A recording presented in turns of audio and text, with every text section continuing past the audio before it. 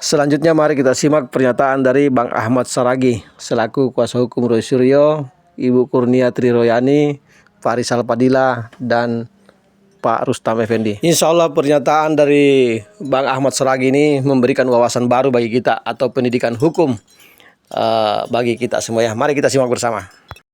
Terima kasih Bang Aka. Mungkin saya tidak akan mengulangi apa yang disampaikan oleh senior saya Bang Petrus, kemudian juga senior saya Bang Aka. Saya hanya ingin menambahkan dari perspektif lain, bahwa tanpa Rismon mengajukan RJ pun, sebenarnya secara hukum acara pidana, perkara RRT itu telah overtime dan RRK juga telah overtime ya. Karena kenapa?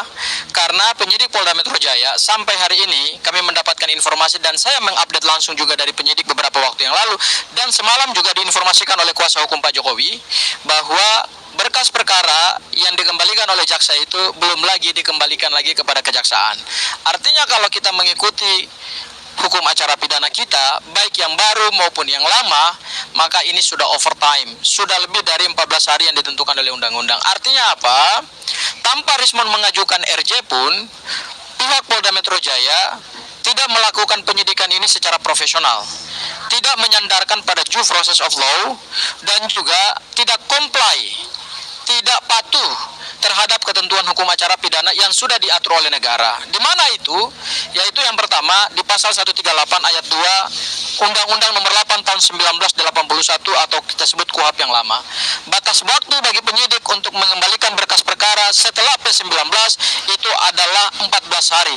Artinya, hukum acara pidana telah memberikan tenggang waktu yang tegas, bahwa ketika penyidik melampaui batas waktu 14 hari, maka berdasarkan surat edaran surat petunjuk dari Jaksa Agung nomor 1 tahun 2026, maka berkas dan SPDP harus dikembalikan kepada penyidik Polda Metro Jaya.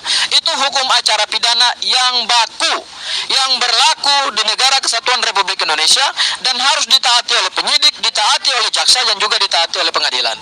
Jadi artinya perkara Mas Roy dan kawan-kawan ini sebenarnya secara hukum acara pidana itu sudah selesai semuanya. Ya, Mas Roy, mungkin itu yang bisa saya sampaikan. Kemudian yang kedua, Mas Roy, kita akan melihat ke depan, karena bola ini sekarang ada di tangan kejaksaan, bukan di tangan Polda Metro Jaya.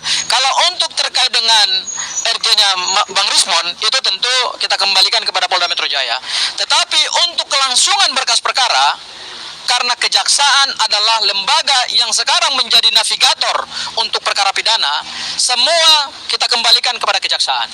Kalau kejaksaan juga patuh terhadap hukum acara pidana, maka sebenarnya seharusnya dalam waktu yang sangat dekat kejaksaan harus sudah bisa mengembalikan SPDP, yaitu surat pemberitahuan dimulai penyidikan, karena dengan SPDP itulah kejaksaan terlibat dalam perkara ini. Begitu SPDP dikembalikan karena overtime yang ditentukan oleh undang-undang, baik dalam KUHP yang baru maupun juga dalam KUHP yang lama, maka sebenarnya perkara ini sudah tidak bisa lagi dan sudah tidak layak secara hukum acara pidana. Kita tidak bicara material, tapi kita bicara hukum formil.